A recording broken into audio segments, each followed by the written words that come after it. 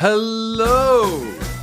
Welcome to Money Talks from Slate Money. This is a very, very special episode of Money Talks because I only do this once every 5 years. I'm Felix Salmon of Axios, and I have had various affiliations over the years, but the one thing that is a constant since the beginning of the age of Bitcoin is that every 5 years I get into a bet with Ben Horowitz. Ben Horowitz, welcome. Thank you, Felix. It's good to be back after 5 years. Ben, you are, well, tell me, who are you? Introduce yourself. I am one of the founding partners of Andreessen Horowitz, who are, I think we have the largest crypto fund in the world. Is that right, Chris? Yeah. This other gentleman who's just jumped in here is Chris Dixon. Welcome. Hi, Felix. How are you? Thanks for having me. Chris, what's your role in the cryptoverse? And plug your book. So I'm Ben's partner. I've worked with Ben for about 10 years, and I created our separate crypto fund that we started about 5 years ago. And I just published a book. Thank you for mentioning that. It's called Read, Write, Own. It's about blockchains and kind of my view that they're a useful tool for building new internet services that have a lot of benefits of kind of the early internet and decentralized networks like email and the web, but also can power advanced services that we're kind of accustomed to today. Okay, we're going to talk a lot of crypto and blockchain, but first of all, we're going to settle a bet. And it's all coming up on Money Talks. This episode is brought to you by Shopify. Forget the frustration of picking commerce platforms when you switch your business to Shopify, the global commerce platform that supercharges your selling wherever you sell. With Shopify, you'll harness the same intuitive features, trusted apps, and powerful analytics used by the world's leading brands. Sign up today for your $1 per month trial period at shopify.com/tech, all lowercase. That's shopify.com/tech. Okay, so Ben, remind me, what have we been betting about all of these years? Well, we've been betting about basically the usage of crypto and payments for consumers, which has probably not been a good idea for me. So the first bet that we entered into 10 years ago was whether 10% of Americans would be using Bitcoin to pay for something. We visited that 5 years later, which is 5 years ago, and it turned out they weren't. But you weren't ready to give up at that point. So we re-entered the bet. And this time we didn't say Bitcoin in particular. We said crypto in general. And we didn't say the United States. We said Mexico, which was your choice. And you said you believed that by now, 10% of Mexicans would be using crypto to pay for something.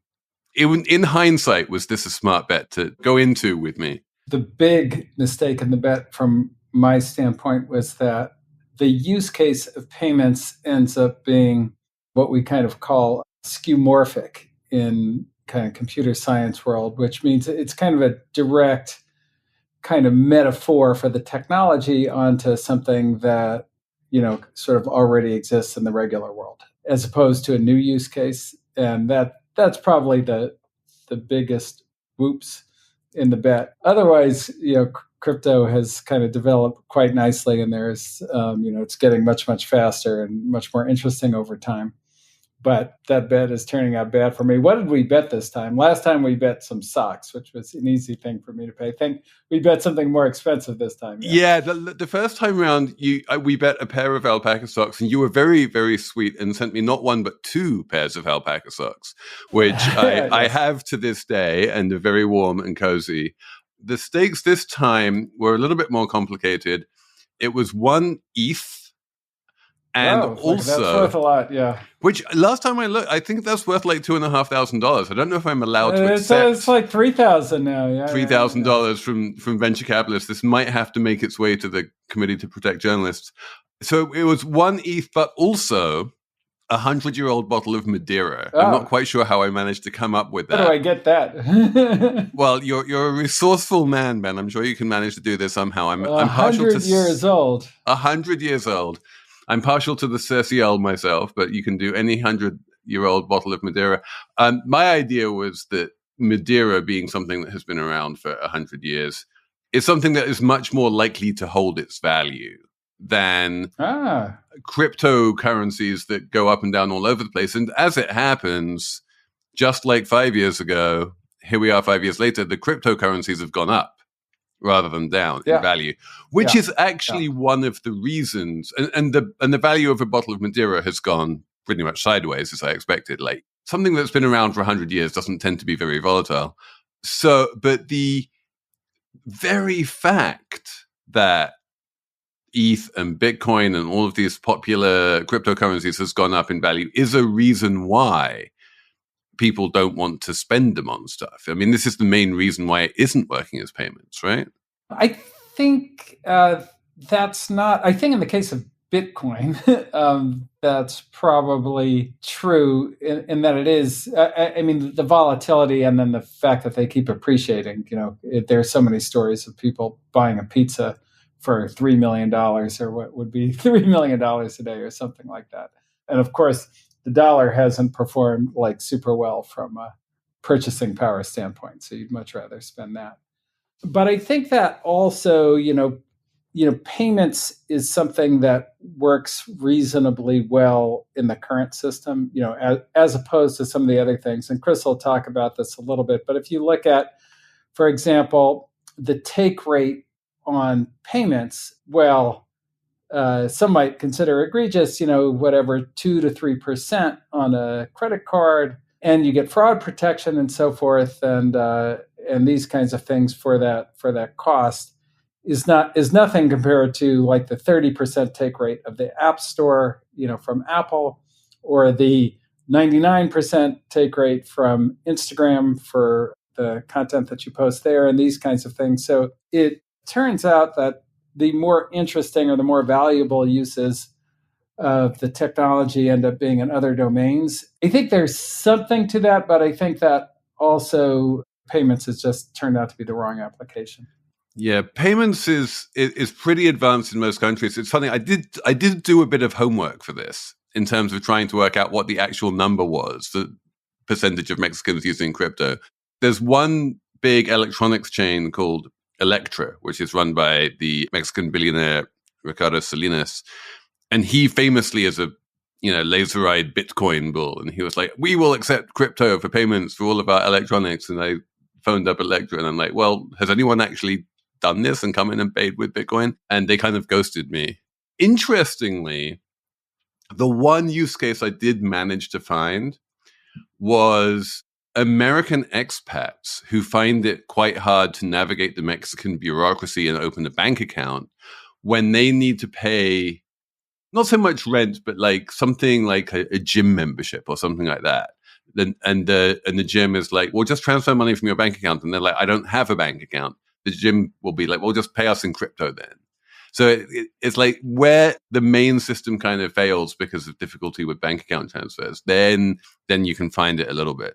That's the payment side of things. So I'm assuming from what you're saying that having kind of lost this bet twice, you're not willing to enter into it a third time. You've kind of realized that crypto is not really cryptocurrency in the as is most people understand currency. Yeah, well, I think that cryptocurrency is the worst name that we could have come up with for the technology. To the normal person, it means secret money. And of course, the crypto in this case isn't used for secrecy, and it's not really money the way you think about money. Oh, you mean it's like crypto as in crypto fascist? No, it's crypto as in crypto authentication. Right. But in terms of how people receive it, it's like it's not a great sort of sales name. Yeah, it sounds like something very devious, which it's not. Yeah, no, I think that it'd be great to have a different bet around crypto, but I think the payments bet, I'm going to defer to Chris for advice on this because he's my crypto advisor who knows much more than I do. Chris, were you aware of these bets? Were you like silently? I think I saw some on Twitter. Yeah. Were you silently screaming, going, Ben, what are you doing? This isn't a payments thing. Well, I probably made the same mistake at least 10 years ago. I mean, but as you know, Felix, like I think part of it is there's a whole backstory, which I won't go into all the detail, but the Bitcoin community probably about 6 or 7 years ago, really kind of moved more to the store of value use case. There was a kind of civil war in the Bitcoin community between what was called the block size debate, which is essentially a technical change that would have made Bitcoin friendlier to payments, and that was rejected by the community. I think what you both were saying about the limits of Bitcoin as a payment system is true, but I also think that the community really kind of leaned into the store of value use case instead. And I do think, although payments are not my favorite use case for crypto, I do think there have been signs of life around stablecoins. If you look at the data put out by, like, for example, Circle, which is a firm that builds software for stablecoins. We're not investors, but they seem to be, doing quite well. They, the latest stats I saw were 700 billion in stablecoin transactions last month. And so I think that's growing. I think that's probably less payments and more people in the developing world getting access to dollars is my suspicion. I don't think there's great data on that. It tends to correlate to countries where there's high currency volatility, like Argentina as an example. So I think it potentially is maybe, and as that grows, I hear stories anecdotally, I don't have data, of firms using kind of in B2B use cases, kind of a business paying another business in a developing country using dollars, using stable coins. So I do think that could be kind of sneak up on us as a interesting use case. There's a bill pending in Congress called the stablecoin bill, which would, I think, put good kind of additional regulatory guardrails around stablecoins. We'll take a quick break and be back in a second. Apple Card is the perfect cashback rewards credit card. You earn up to 3% daily cash on every purchase every day. That's 3% on your favorite products at Apple, 2% on all other Apple Card with Apple Pay purchases, and 1% on anything you buy with your titanium Apple Card or virtual card number. Visit apple.co/card calculator to see how much you can earn. Apple Card issued by Goldman Sachs Bank USA, Salt Lake City branch. Subject to credit approval. Terms apply. This podcast is brought to you by Progressive Insurance. Most of you listening right now are probably multitasking. Yep, while you're listening, you're probably also driving, cleaning, exercising, or maybe even grocery shopping. But if you're not some kind of moving vehicle, there's something else you can be doing right now. Getting an auto quote from Progressive Insurance. It's easy, and you could save money by doing it right from your phone. Drivers who save by switching to Progressive save nearly $750 on average, and auto customers qualify for an average of 7 discounts. Discounts for having multiple vehicles on your policy, being a homeowner, and more. So, just like your favorite podcast, Progressive will be with you 24/7, 365 days a year, so you're protected no matter what. Multitask right now. Quote your car insurance at Progressive.com to join over 28 million drivers who trust Progressive. Progressive Casualty Insurance Company and Affiliates. National average 12-month savings of $744 by new customers surveyed who saved with Progressive between June 2022 and May 2023. Potential savings will vary. Discounts not available in all states and situations. Back when stablecoins were first coming onto the scene, you could keep your dollars in Tether or USDC when it was launched, and the opportunity cost of doing that was pretty low. Now we have interest rates of 5%, and if I just keep my cash in dollars, I can earn 5% on that. If I keep my cash in a stablecoin, I earn 0% on that. That's a large penalty for me to pay for whatever advantage I get from being on a blockchain, right? Oh, I'm just looking now, like Coinbase is offering 5.1% on USDC. So they pass most of I think they do take some portion for their business model. I think generally, at least with USDC, they've been sort of, roughly matching the interest rates. Okay, but then that's a little bit different, right? That's where I open up an account where I lend my money to Coinbase and then they pay me interest. So then I'm taking Coinbase credit risk as well. Yeah, I think maybe there's nuances because there's a consortium that holds USDC, and I'm not an expert on it, but I believe legally it's, you're actually taking whatever bank. They use a major US bank. It's more of a custody relationship than a credit relationship is my understanding, but I'm not an expert on that. But that would be the kind of thing that a good stablecoin bill would clarify. Because, yeah, obviously, if you're earning interest on anything, it's some kind of a loan. You're lending the money to the U.S. government. Or yeah, I mean, ideally, it's the same risk as lending to a bank, and the additional benefit of a stablecoin is it's now it's fully digital money, and that means, as Ben was alluding to, we kind of think of technology as applying to kind of doing old things better and doing new things you couldn't do before. So old things better would be, payments, maybe at a lower fee or something. I think that's less interesting personally. And this is, by the way, me speaking generally on technology. I think for AI and other areas, it's the new things you couldn't do before that are, to me, the most interesting.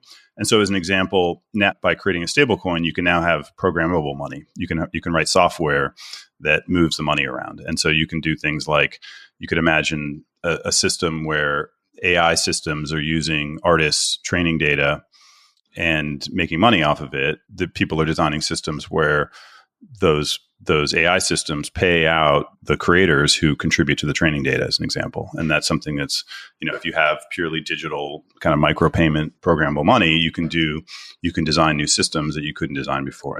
And just, from my perspective as an investor, those kind of new futuristic use cases are more interesting and exciting. And just from a competitive point of view, you're not trying to compete with an existing pretty well-designed payment system that we have. You're just doing something new that can't be done currently. Yeah, and I remember hearing this very frequently during the boom times of NFTs in 2021. And everyone was like, well, this is something you can do with crypto that is really hard to do with anyone else, which is have resale royalties built into the contract, so that anytime, if you create a work of art and then sell it, then anytime the person who buys it resells it, you'll get a cut of that resale. And everyone got really excited about this because it was like a whole new income stream for artists that had never existed before. And then, after a year or 18 months or something, suddenly all of those people just started selling the NFTs without paying the resale royalties, and the artists found out there was nothing they could do about it. Like, these things aren't quite as baked into the blockchain as people had been given to believe. Yeah, that's right. Although I will say there's now, you're getting into a nuanced technical issue. There's a counter movement. So there's people that have now designed systems that force you to do the creator royalties. There was basically a loophole, and people worked around the loophole, and now people have closed the loophole in new systems. So, but yes, it is complicated. Specifically with NFTs, I just think, a couple things I'll just say quickly is that, first of all, that was a technology that was the standard was created in 2020. So it's very young, number one. And number two, even after the kind of downturn last year, there were over 8 billion in NFT sales. So it's down from the year before, but still, significant scale for a 4-year-old technology. And I also think, I talk about this a lot in my book. I think of NFTs as a very general technology. It's a way to represent digital ownership. That can be something like an avatar picture, which is what people associate with NFTs, or a piece of art. But it can be anything, including, like, there's a really interesting wave of new social networks where the NFT represents your identity. Like, so I'm C. Dixon on Twitter, and I have followers on Twitter, and the NFT represents my audience. And why is that interesting? Because it lets the user switch from one software provider to another. So if you're unhappy with the algorithm and the social media platform, you can take your audience and move in the same way that you can with, for example, an email newsletter service. Like, if you're on Substack and you don't like Substack, you can leave and take your audience with you. So just to give you a flavor for it, like, NFTs are a very general technology, and sort of, I think of them as a technical building block where you can build new internet services that have different properties and sort of shift power to users and creators and developers and people that use the network. So I think we're just, we're 4 years into it, and we're kind of just beginning to scratch the surface of what you can do with these new ideas. We'll be right back after this. This episode of Slate Money is brought to you by Wondery. They're a podcast company, and if you want to hear about the $100 wedding dress that saved Abercrombie, or which real tech acquisition is like Game of Thrones, or the one financial equation that can finally solve climate change, then you should check out the daily news podcast, The Best One Yet. Every morning on The Best One Yet, hosts Nick and Jack serve up 3 of the most interesting business news stories and why you need to know them in just 20 minutes. Be in the know this year by starting your morning with The Best One Yet every weekday. Follow The Best One Yet on the Wondery app or wherever you get your podcasts. You can listen ad-free right now on Wondery Plus. And for more deep dive and daily business content, listen on Wondery, the destination for business podcasts, with shows like The Best One Yet, How I Built This, Business Wars, and many more. Wondery means business. Your pet is one of a kind, and so is their journey. While every playful moment is a memory in the making, sometimes cats and dogs are a little too good at getting into trouble. That's why you should check out ASPCA Pet Health Insurance. The ASPCA Pet Health Insurance Program offers customizable accident and illness plans, making it easier for pet parents like you to help your pet get the care they may need. The ASPCA Pet Health Insurance Program has been around for over 18 years, and they've helped more than 600,000 pets during that time. They allow you to customize your plan, helping ensure your pet's plan is as unique as they are. Because vet bills can really add up, especially when you're least expecting it. It's simple. Use their app to submit a claim, and you'll receive reimbursement for eligible vet bills directly into your bank account. To explore coverage, visit aspcapetinsurance.com/slatemoney. That's aspcapetinsurance.com/slatemoney. Again, that's aspcapetinsurance.com/slatemoney. This is a paid advertisement. Insurance is underwritten by either Independence American Insurance Company or United States Fire Insurance Company and produced by PTZ Insurance Agency Limited. The ASPCA is not an insurer and is not engaged in the business of insurance. Apple Card is the perfect cashback rewards credit card. You earn up to 3% daily cash on every purchase every day. That's 3% on your favorite products at Apple, 2% on all other Apple Card with Apple Pay purchases, and 1% on anything you buy with your titanium Apple Card or virtual card number. Visit apple.co/card calculator to see how much you can earn. Apple Card issued by Goldman Sachs Bank USA, Salt Lake City branch. Subject to credit approval. Terms apply. So, Ben, this is something that, you and I have talked about quite a lot over the years. It's this idea of crypto and blockchain is the new internet, and whatever amazing revolutionary change was caused by the internet would also be caused by crypto on a similar time horizon. But, Bitcoin was invented in 2008 as a response to the financial crisis. We are quite a ways in from that at this point, where, 15 years in, it's hard for me to think of anything big and revolutionary that crypto has done. At what point do you kind of start thinking to yourself? Well, I think that's not quite fair in that, right? TCP/IP was invented in 1973. And in 1988, I think you might have said the same thing about the internet, although there was very, very kind of interesting infrastructure built. Most people didn't know what the internet was. Actually, much fewer people than know what crypto is. That's true. And I think Chris actually wrote about it very succinctly, where, it can be also thought of as the third wave of the internet, where it fixes a lot of the issues. So in the 1.0 internet, we had a kind of great society in that it was very open and egalitarian and anybody could participate, and there weren't these huge taxes by the monopoly companies, and there weren't these massive concentrations of power. But it lacked functionality to do things like social networking and search and some of these, some of the other kinds of modern features of the internet. And then that functionality has been put in place by blockchain and crypto. Look, it is, Chris can talk about some of the many examples, but it is like the fact that it's working, it's such a technological breakthrough, and that it works technically is amazing. And then there's quite a few use cases and applications and so forth. And it's not,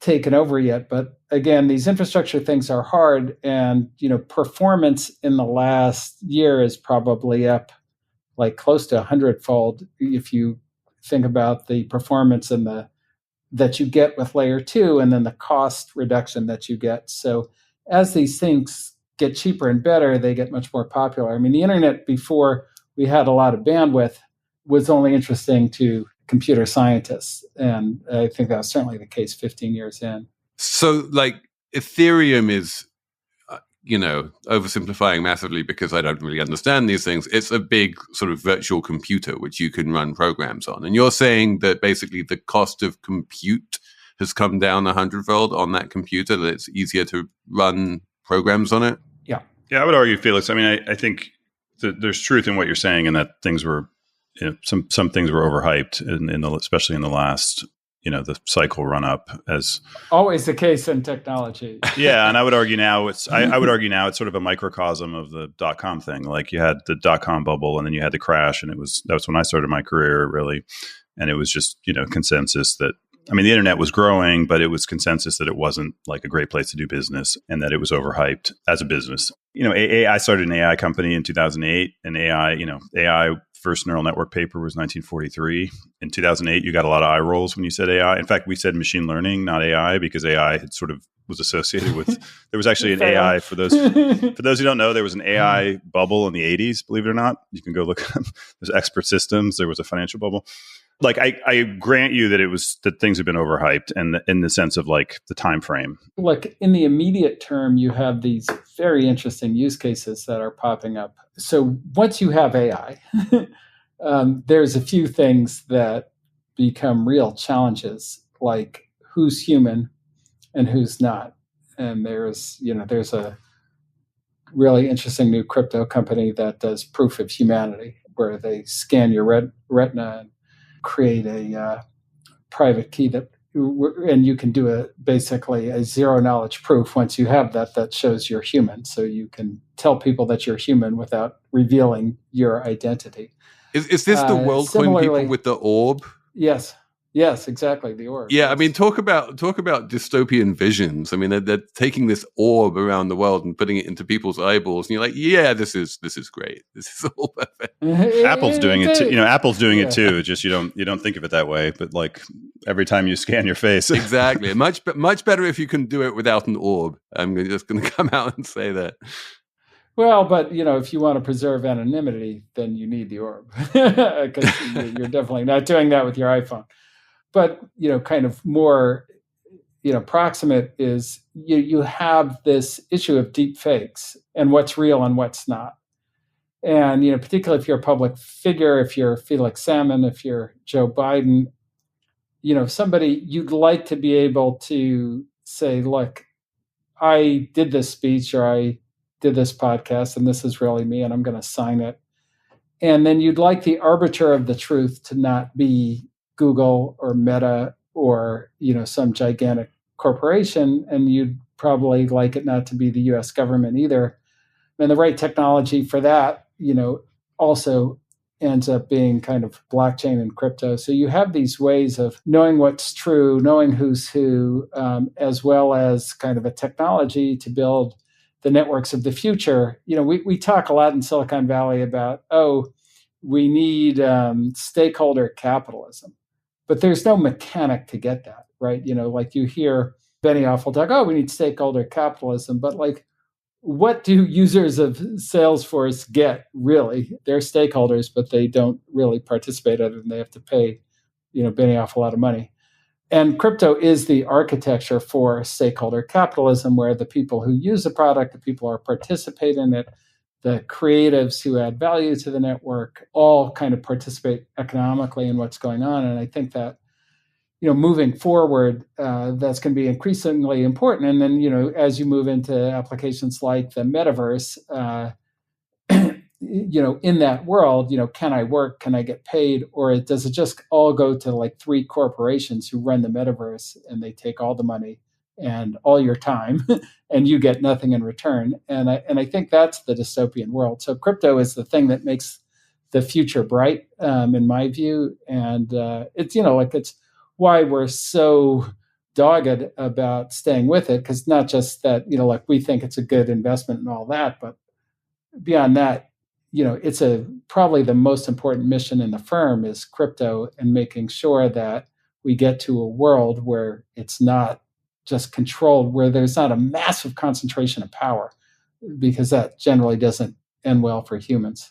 The biggest story in the stock market over the past few years has really been the way in which it has become dominated by a handful of massive tech companies. You look at the market capitalization of the S&P 500, and it's all Microsoft, Apple, Nvidia, Alphabet, Meta, Amazon. And that's, like, without them, it's gone nowhere. You've got, so what you're basically saying, if I have you right, is that that's bad, and crypto solves this, and that if crypto succeeds, then all of the millions of Americans who are currently invested in the S&P 500 are going to be quite sad, because all of their tech stocks are going to go down.